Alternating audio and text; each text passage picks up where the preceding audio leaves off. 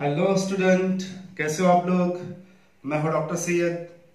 Student, आज का जो हमारा लेक्चर है ब्रीदिंग एंड गैसेस एक्सचेंज के ऊपर का, ये आज का 11th लेक्चर है। इससे पहले हमने 10th लेक्चर कंप्लीट किया है और 9th लेक्चर कंप्लीट किया है। 9th लेक्चर में स्टूडेंट हमने स्टार्ट किया था इंटरनल रेस्पिरेशन और उसके अंदर हमने पढ़ा था ट्रांसपोर्ट ऑफ ऑक्सीजन। आज इस लेक्चर में हम पढ़ेंगे ट्रांसपोर्ट ऑफ कार्बन डाइऑक्साइड। तो आपको शायद याद आ रहा होगा transport of oxygen through the haemoglobin. Haemoglobin oxygen के साथ में बाइंड होता है लंग्स के अंदर और उसका कन्वर्जन होता है ऑक्सी हेमोग्लोबिन। तो ऑक्सी हेमोग्लोबिन ऑक्सीजन को लेकर जाएगा और हमारे टिश्यूज के अंदर डिलीवर करेगा। उसी के साथ में हमने पढ़ा था ऑक्सीजन डिसोसिएशन कर्व और फिर हमने 11th लेक्चर में पढ़ा था Bohr effect, Haldane effect. Bohr effect, Haldane effect student मैंने आपको बहुत डिटेल में समझाया, वो नीट के लिए बहुत इंपॉर्टेंट था, उसके ऊपर क्वेश्चंस बन सकते हैं, इसलिए मैंने आपको डिटेल कंसेप्ट आपका क्लियर किया है। आज के इस लेक्चर में हम पढ़ने वाले हैं transport of carbon dioxide. Now student, इस टॉपिक में जाने से पहले एक सिंपल चीज मैं आपको बताता हूं। जब कभी हम फूड खाते हैं, when we are eating the food, so this food initially enter in our stomach and in stomach it will be digested, means it is converted into complex form to simpler form like glucose, amino acid, glyceride, fatty acid, and this simple food will be transported to our tissues by the blood. Once this food enter into the tissues or cell, then they will be broken down in presence of oxygen which has been taken by the respiration process. When any food is broken down in presence of oxygen, then that is called as oxidation of food. Once the oxidation of food is taken place, so it releases energy, water and carbon dioxide. From this, energy has been utilized for the activity of our body. Water is there and the carbon dioxide is harmful to our cell and tissue. So our cell and tissue excrete this carbon dioxide into the blood, and from blood this carbon dioxide is carried to the lungs, and from lungs alveoli it will be expelled out from our body by the expiration process. तो student, जब कभी हम food खाते हैं तो ये food, simple food, blood के through हमारे टिश्यूज और सेल को सप्लाई किया जाएगा।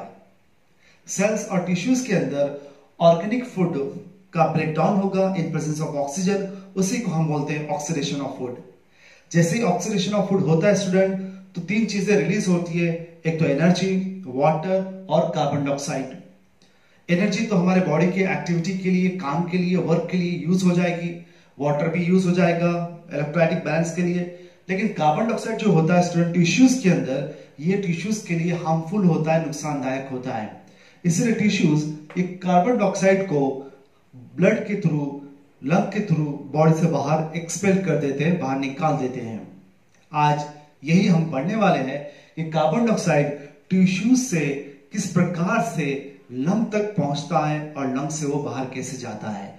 तो वही मैकेनिज्म हम पढ़ेंगे स्टूडेंट। तो जो भी 100% कार्बन डाइऑक्साइड टिश्यूज और सेल्स के अंदर जनरेट होता है स्टूडेंट, वो 3 वे से, 3 तरीके से लंग्स को पहुंचाया जाएगा, मतलब सप्लाई किया जाएगा। सबसे पहला है 7% of carbon dioxide will be transported through the plasma in a dissolve state. याद रखिए, 7% कार्बन डाइऑक्साइड प्लाज्मा के जरिए से लंग्स तक पहुंचाया जाएगा इन डिसॉल्व स्टेट। दूसरा, 23% of carbon dioxide will be transported to the lungs in the form of carbamino haemoglobin. तो आपको याद आ रहा होगा बोर इफेक्ट स्टूडेंट। हाँ बिल्कुल, बोर इफेक्ट के ही हम इसके अंदर पढ़ने वाले हैं।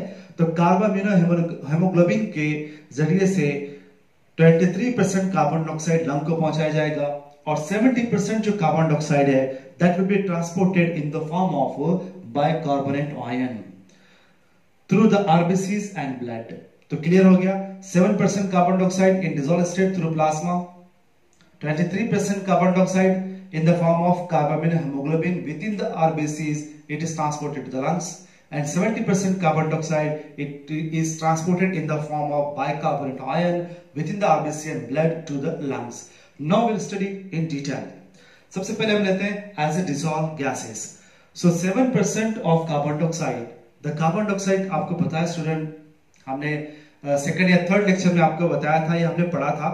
कार्बन डाइऑक्साइड की सॉल्युबिलिटी ऑक्सीजन से बहुत ज्यादा होती है, इसलिए 20 से 25% कार्बन डाइऑक्साइड या फिर 20 से 25 गुना कार्बन डाइऑक्साइड ऑक्सीजन से ज्यादा डिफ्यूज होता है। तो इसी प्रकार से कार्बन डाइऑक्साइड की सॉल्युबिलिटी ज्यादा होने की वजह से 7% कार्बन डाइऑक्साइड प्लाज्मा में डिसॉल्व हो जाता है और वो कन्वर्ट होता है in the form of carbonic acid, और carbonic acid transported to the lungs. So remember 7% of carbon dioxide will be dissolved in the plasma and form carbonic acid and carried to the lungs. तो ये हमारे carbonic acid का formula लिखा है student, H2CO3. Now the second is as a carbaminohaemoglobin. Carbon dioxide carbhaemoglobin के form में transport किया जाएगा स्टूडेंट. जैसे ही 23% कार्बन डाइऑक्साइड टिश्यू से निकलकर ब्लड के अंदर इंटर होता है स्टूडेंट, और वो ब्लड में से डायरेक्टली आरबीसीज के अंदर जाएगा. जैसे ही वो आरबीसीज के अंदर जाएगा वो रिएक्ट होगा हेमोग्लोबिन से और कन्वर्ट हो जाएगा कार्बामिनोहेमोग्लोबिन के अंदर. तो मैंने यहाँ रिएक्शन लिखा है student, haemoglobin enter into the RBCs and combine with carbon dioxide and form carbaminohaemoglobin. ये आरबीसीज के अंदर रहेगा और आरबीसीज इसको लंग तक पहुंचाएंगे. लेकिन student, binding of carbon dioxide with hemoglobin within the RBCs is depend upon the partial pressure of oxygen and the partial pressure of carbon dioxide. तो आइए हम देखते हैं. तो student, when the partial pressure of carbon dioxide is high and the partial pressure of oxygen is low, when the partial pressure of carbon dioxide is high and the partial pressure of oxygen is low, then there is a more binding of hemoglobin with the carbon dioxide. तो ये बात आपको याद रखना पड़ेगी. जब कभी partial pressure of carbon dioxide बहुत ज्यादा होता है और पार्शियल प्रेशर ऑफ ऑक्सीजन कम होता है, उस समय पर ज्यादा से ज्यादा कार्बन डाइऑक्साइड के मॉलिक्यूल्स हेमोग्लोबिन को बाइंड होते हैं और ज्यादा से ज्यादा कार्बामिनो हेमोग्लोबिन फॉर्म होता है स्टूडेंट. लेकिन जब partial pressure of carbon dioxide low होता है और पार्शियल प्रेशर ऑफ ऑक्सीजन ज्यादा होता है, वहां पर dissociation of haemoglobin from the carbon dioxide हो जाता है. तो आप याद करिए स्टूडेंट, कार्बन डाइऑक्साइड का पार्शियल प्रेशर ज्यादा कहां होता है? वो टिश्यूज में होता है. इसलिए टिश्यूज के पास में कार्बन डाइऑक्साइड हीमोग्लोबिन को बाइंड हो जाएगा और ब्लड के थ्रू वो अल्वेलाई के पास जाएगा. अल्वेलाई के अंदर पार्शियल प्रेशर ऑफ ऑक्सीजन काफी ज्यादा होता है स्टूडेंट और partial pressure of carbon dioxide काफी कम होता है. इसी वजह से कार्बन डाइऑक्साइड हेमोग्लोबिन से निकल जाएगा, डिसोसिएट हो जाएगा और लंग्स के थ्रू वो बाहर चला जाएगा. Clear? Now student, in this manner 23% carbon dioxide will be transported to the lungs in the form of कार्बामिनोहेमोग्लोबिन. अब हम पढ़ेंगे तीसरा, एज ए बायोकार्बोनेट आयन. तो स्टूडेंट, अब 7% हो गया, 23% हो गया, अब बच गया 70% कार्बन डाइऑक्साइड. तो ऑब्वियसली ये 70% कार्बन डाइऑक्साइड टिश्यूज में से निकलकर ब्लड में डिफ्यूज होता है और ब्लड से फिर वो आरबीसीज के अंदर डिफ्यूज हो जाता है स्टूडेंट. जैसे ही कार्बन डाइऑक्साइड ब्लड के अंदर इंटर होता है, they will react with water and form carbonic acid. लेकिन ब्लड के अंदर की जो कार्बोनिक एसिड बनाने की जो रेट होती है स्टूडेंट, वो बहुत कम होती है, बिकॉज वहां पर एंजाइम नहीं होता है. लेकिन कार्बन डाइऑक्साइड जैसे ही आरबीसीज के अंदर जाते हैं स्टूडेंट, तो कार्बोनिक एसिड की जो फॉर्मेशन की जो रेट होती है वो 100 गुना बढ़ जाती है. Why? वो हम देखेंगे. When carbon dioxide, 70% carbon dioxide enter into the RBCs, they will react with water and form a carbonic acid in presence of zinc containing enzyme called as carbonic anhydrase. तो carbonic anhydrase zinc containing enzyme है student and it is present in RBCs. तो ये enzyme carbon dioxide को फटाफट water से react कराकर लगातार carbonic acid बनाते रहता है, जिससे उसकी कार्बोनिक एसिड की बनने की जो रेट है वो काफी ज्यादा गुना बढ़ जाती है student.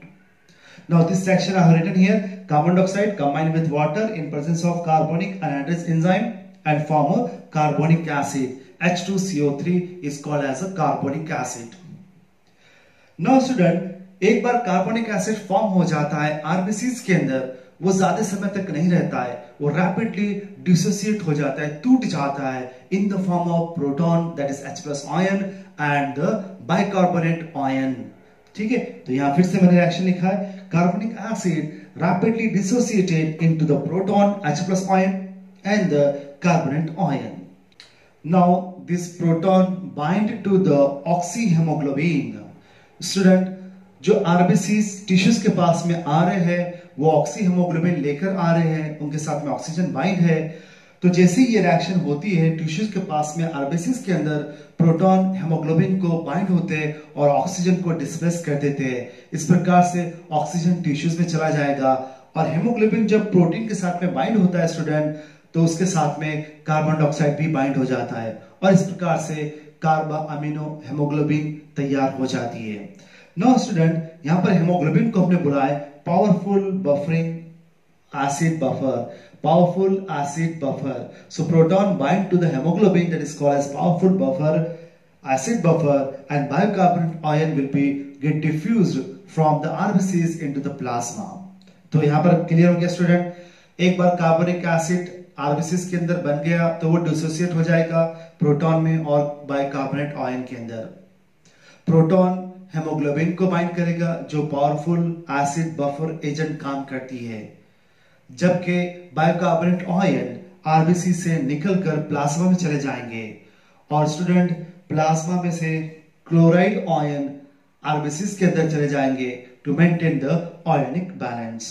So in return chloride ion diffuse in the RBC to maintain the ionic balance. Now student, the chloride ion entering into the plasma, the movement of chloride ion from the plasma to RBC is called as a chloride shift और it is also called as a Hamburger's phenomenon. तो ये हमने Bohr effect में पढ़ा था student, chloride shift और hamburger फिनोमेनॉन्स। और आपको पता है क्लोराइड आयन आरबीसी के अंदर क्यों मूव हो रहे हैं student? For maintaining the ionic balance. No student, chloride ion जब आरबीसी के अंदर जाते हैं, बोर इफेक्ट के अंदर मैंने आपको ये एक्सप्लेन नहीं किया था स्टूडेंट कि क्लोराइड आयन आरबीसी के अंदर जाने के बाद में क्या करते हैं, ये मैंने आपको बोर इफेक्ट के अंदर एक्सप्लेन नहीं किया था, लेकिन हम ट्रांसपोर्ट ऑफ कार्बन डाइऑक्साइड पढ़ रहे हैं तो ये हम डिटेल पढ़ेंगे। Now student, chloride ions with in the RBCs react with potassium and form potassium chloride. तो मैंने यहाँ पर रिएक्शन लिखी है, क्लोराइड आयन एक बार आरबीसीज के अंदर जाएंगे, वो पोटेशियम से रिएक्ट होंगे और फॉर्म करेंगे पोटेशियम क्लोराइड और ये रिवर्सिबल रिएक्शन है, बनेगी भी और टूटेगी भी। लेकिन स्टूडेंट, जो बाइकार्बोनेट आयन ब्लड के अंदर रिलीज हो गए थे या प्लाज्मा में रिलीज हो गए थे, वो बाइकार्बोनेट आयन का क्या होता है? तो ये बाइकार्बोनेट आयन स्टूडेंट ब्लड के प्लाज्मा में they will combine with sodium and also they will combine with blood plasma potassium and form sodium potassium bicarbonate। तो इस प्रकार से ये जो दो रिएक्शन दिखाई दे रहे हैं स्टूडेंट आपको, ये प्लाज्मा में होंगी और ये आरबीसी के अंदर होंगी। ठीक है, पोटेशियम क्लोराइड आरबीसी के अंदर फॉर्म हो रहा है और ये दोनों प्लाज्मा में फॉर्म हो रहे हैं student. Now see here, bicarbonate ion within the blood or plasma react with sodium and form a sodium bicarbonate, while some bicarbonate ion react with the potassium within the plasma and form a potassium bicarbonate। दोनों reaction reversible रहेंगे, जैसे condition favourable रहेंगे ये dissociate हो जाएंगे student. तो आपको इतना समझ में आ गया किस प्रकार से कार्बन डाइऑक्साइड लंग्स के पास में ट्रांसपोर्ट किया जाता है स्टूडेंट। तो 7% dissolve in the form of carbonic acid, 23% in the form of carbamino hemoglobin और जो 70% कार्बन डाइऑक्साइड होता है वो in the form of bicarbonate ion और bicarbonate ion in the form of sodium bicarbonate and potassium bicarbonate. तो अब क्या हो रहा है स्टूडेंट, लंग के पास में ब्लड के थ्रू कार्बन डाइऑक्साइड अलग अलग फॉर्म में जा रहा है। एक तो कार्बोनिक एसिड के फॉर्म में जा रहा है, एक तो कार्बामिनो हेमोग्लोबिन के फॉर्म में जा रहा है, एक तो सोडियम बाइकार्बोनेट के फॉर्म में जा रहा है और एक तो पोटेशियम बाइकार्बोनेट के फॉर्म में जा रहा है। तो ये चार फॉर्म जो है स्टूडेंट ये जा रहे हैं ब्लड के थ्रू लंग्स के अंदर। जैसे ही वो लंग्स के पास जाएंगे तो वहां पर पार्शियल प्रेशर ऑफ ऑक्सीजन काफी ज्यादा होगा स्टूडेंट। तो आइए हम पढ़ते हैं release of carbon dioxide with in the lungs. जब कार्बन डाइऑक्साइड रिलीज होगा इन चार कंपाउंड से तभी वो हमारे बॉडी से बाहर जाएगा स्टूडेंट, वरना वो नहीं जाएगा। तो आप क्लियर समझिए कि जब ये चार कंपाउंड लंग्स के पास में अल्वेलाई के अंदर जाएंगे जहां पर पार्शियल प्रेशर ऑफ ऑक्सीजन ज्यादा होगा स्टूडेंट, तो वहां पर क्या हो जाएगा, oxygen will be diffuse within the blood and RBCs. एक बार ऑक्सीजन डिफ्यूज हो जाता है स्टूडेंट तो वो क्या करेगा, फिर कार्बोहेमोग्लोबिन या फिर सोडियम बाइकार्बोनेट, पोटेशियम बाइकार्बोनेट और कार्बोनिक एसिड इन सभी का क्या करेगा, ब्रेक डाउन कर देगा। तो carbon dioxide is brought from the tissues to the lung in the form of sodium potassium bicarbonate and some amount in the form of carbamino hemoglobin और ये रिलीज होगा 3 वे से। Now come student here, in the lungs when oxygen diffuse in the blood it release H+ ion. तो एक बार lungs से oxygen blood के अंदर डिफ्यूज हो जाता है स्टूडेंट, तो वो क्या करेगा, H+ आयन को रिलीज कर देगा। अब कैसे H+ आयन को रिलीज करेगा स्टूडेंट, तो देखिए जब हम बता रहे थे आपको haemoglobin bind with H+ ion and the carbon dioxide, तो ऑक्सीजन जैसे ही इंटर होगा वो सबसे पहले इन प्रोटॉन को निकाल देगा और कार्बन डाइऑक्साइड को निकाल देगा। अब ये प्रोटॉन तो बच जाएंगे, जो कार्बन डाइऑक्साइड निकला था वो कार्बन डाइऑक्साइड एक्सपायरेशन के थ्रू बॉडी से बाहर निकल जाएगा। लेकिन ये जो प्रोटॉन बच जाएंगे student, this proton will react with sodium bicarbonate and the potassium bicarbonate. जैसे वो रिएक्ट करेंगे तो यहाँ डिसोसिएशन हो जाएगा, सोडियम अलग हो जाएगा, कार्बोनिक एसिड अलग, सो पोटेशियम अलग, कार्बोनिक एसिड अलग। क्लियर। अब कुछ carbon oxide carbonic acid plasma के थ्रू भी आ रहा है, जो 7% जो कार्बोनिक एसिड है प्लाज्मा के थ्रू वो भी आ रहा है, ये कार्बोनिक एसिड, ये कार्बोनिक एसिड। अब इन कार्बोनिक एसिड का क्या होगा स्टूडेंट, डिसोसिएशन हो जाएगा। So this carbonic acid will be get dissociate into carbon dioxide and water। फिर से ये कार्बन डाइऑक्साइड स्टूडेंट एक्सपायरेशन की वजह से वो बाहर निकल जाएगा। और जो कार्बोनिल हेमोग्लोबिन है उसके अंदर भी वही काम होगा, जैसे ऑक्सीजन बाइंड होगा तो कार्बोनिल हेमोग्लोबिन का जो कार्बन डाइऑक्साइड है वो रिलीज हो जाएगा, है ना, तो ये रिलीज हो गया और हेमोग्लोबिन ऑक्सीजन से बाइंड हो गया। तो in this manner the carbon dioxide is released from the lungs to the atmosphere by the expiration process। तो I hope स्टूडेंट आपको ये अच्छी तरह से समझ में आ गया होगा, तो किस प्रकार से रिलीज हो रहा है कार्बन डाइऑक्साइड हमारे बॉडी से बाहर और किस प्रकार से ट्रांसपोर्ट हो रहा है। तो आई होप स्टूडेंट आप स्टडी कर रहे होंगे, वीडियो पूरे देख रहे होंगे, तो अपना जो टाइम है स्टूडेंट वो वेस्ट मत करिए, वीडियो पूरा देखिए, फुल कंसंट्रेशन से देखिए, एक बार नहीं 2 बार देखिए, इसके पॉइंट्स लिखकर निकालिए, आपको ये बहुत बेनिफिटेड रहेगा, क्योंकि इसके पास इस चैप्टर के ऊपर हम बहुत जल्दी नीट की टेस्ट में लेने वाले हैं। तो ओके स्टूडेंट, अभी के लिए हम यहाँ रुक जाते हैं, बाय बाय, मिलेंगे हम नेक्स्ट लेक्चर में।